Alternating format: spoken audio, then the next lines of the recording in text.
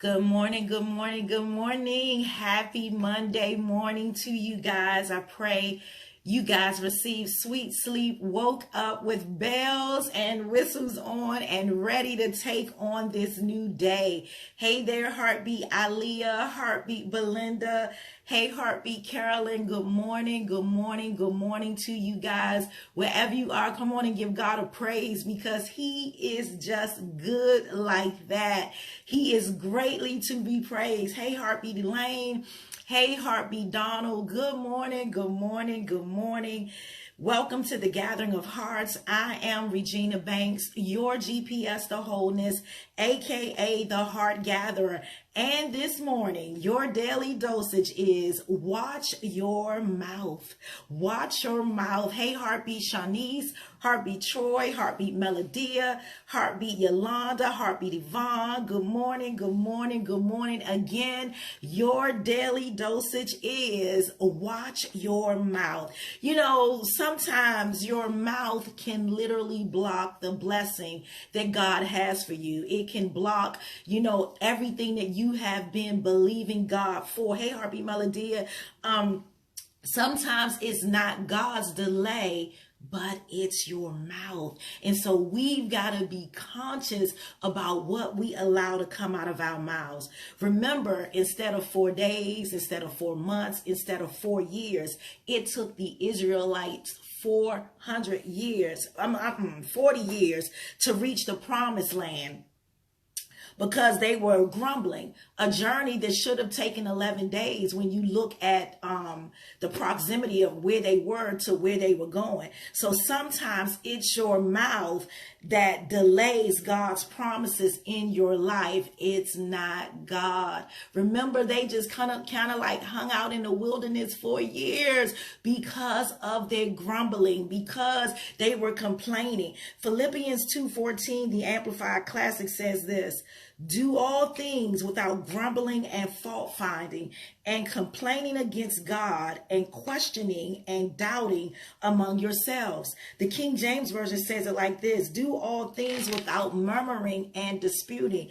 Murmuring and disputing and complaining is this: repeatedly voicing your dissatisfaction over the situation that God has placed you in. And so remember, everything that Moses told them to do, the children of Israel, they complained about it. They continued to murmur. If he said go left, they wanted to go right. If he said go straight, they wanted to make a turn. It was always something. As they were proceeding, he was like, why do you have us here? They going to the promised land. It was better back in Egypt. They were always complaining. And that's why they walked around in the wilderness all of the years that they did. And so before you all start judging the children of Israel, I want you to understand this, that we've all been there. We've all been complaining. We've all done things that we shouldn't have done. God would tell us to start our own business. What do? I don't have enough money. I don't have enough people to help me. What if it doesn't go well? Will I always get paid? We always have these questions. We always have these little grumblings when God tells us to do something. God tells us to cut off a relationship. And what do we say? But I've been knowing them for years. What am I going to do without them? Not realizing that relationship is toxic for your life. God tells you to, it's time to get your act together. But what? We're comfortable functioning in dysfunction. So again, before you judge the children of Israel, understand this, that we have all been there. Numbers 11, verse 1, the easy reading version says this: the people started complaining about their troubles. The Lord heard their complaints. He heard these things and became angry.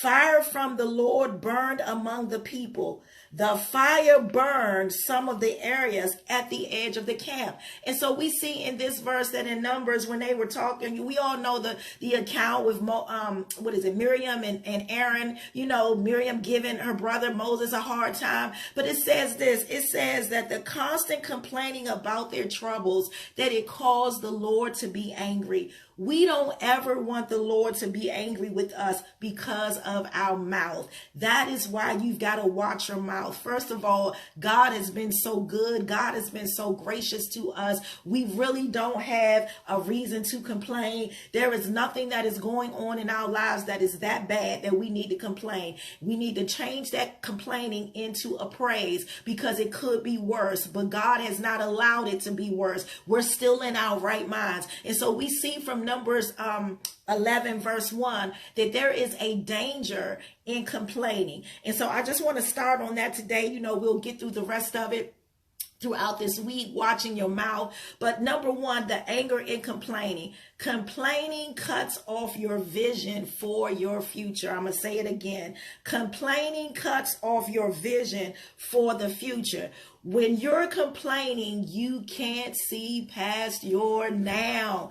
When you're complaining, you cannot see past your now, because you're focused on what's happening right now, that things aren't going your way. But again, you cannot focus on the problem. You've got to always focus on the promise. What did God already show you? What did God already tell you? And so when you begin to complain, it keeps you in that state. Remember, the Bible tells us that, beloved, I wish above all things that thou may prosper and be in health, even as your soul prospers. Your soul, your will, your thinker, your chooser, your emotions. And so although you may feel a certain way, God says he wishes that your soul would prosper, which means I can feel the way that I feel, but I cannot stay there. And so you cannot allow complaining to hold you in a rut, to hold you hostage, to hold you bondage. You cannot allow your situation, you cannot allow other people to join in with, you know what I like to say, with your foolishness and cause you to delay the promise that God has for you. And so one danger in complaining is it cuts off the vision for the future. Remember, Jesus did not murmur. He didn't complain. Remember, Jesus had to get up on a cross for us. At any point, he could have said, listen, God, I don't want to do this. Listen, Father, I don't want to do this. They're not going to listen to me anyway. They're going to obey me from time to time. They're going to, disown me from time to time. He could have chosen to not do that because he could already see in the future. He knew we would disown him sometime. He knew we would disobey. He knew that he would have to continuously call our name, but he still did what he was supposed to do. He still did what he was purposed to do. He still did what he was called to do. And so Jesus is a great example. Jesus saw the bigger picture, that if I do not get up on this cross, they will not be saved. And so he saw past what was going on. He saw past how they were treating him, but he saw the bigger picture. He saw the promise that once he gave his life for us, that we would forever be saved once we chose him. So you don't complain when you're in the wilderness. That's not what you do. You complain, which means your eyes are focused on the problem, but you've got to get out of the wilderness and you've got to focus on the promise, what God showed you, what God promised you. See, when we begin to complain, complaining means this, that I'm coming into agreement with the enemy that my future is already cut off. I'm going to say that again because I want you to get this. When I begin to complain, it means that I am coming into agreement with the enemy, that I believe God isn't powerful, that I believe God can't do this. You know, God has plenty of receipts to show us that he is God. And all you have to do is press rewind on the situation and understand this, that God is always going to come to your rescue. That is just who he is. And so one of the dangers, we're going to stop today with just number one. One of the dangers of complaining is it cuts off your vision for your future. We don't want to do that. We are a new creation. We know that God, this is the year of the bigger and the better. This is the year of being stress-free. So we don't, which is 2023. So we don't want to do that. We do not want to cut off the future that God has prearranged and pre-planned for us. We want to be made whole. We're no longer broken. Broken people complain like that. Whole people understand that it's not not up to me, that it is God, that he is the author and finisher of my faith, that when there is a bump in the road, God is teaching me something. There is something for me to learn from this. So I do not complain. And so, Heartbeat Nation, that is the daily dosage for today. Watch your mouth, and we will pick up the dangers of complaining on tomorrow. Again, make sure you have a speck-wild amazing day. Look out for falling blessings, because they're falling all around you. If you have not subscribed to the YouTube channel already, please do so, because there you can find all of your dosages in one place.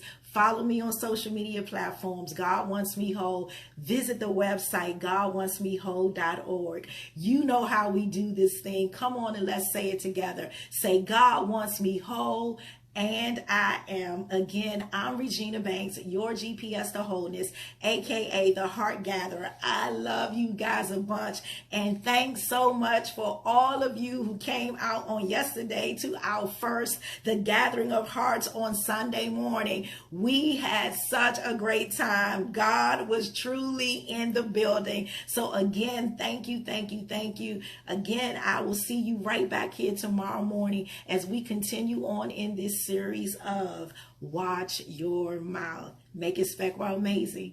See you guys in the morning.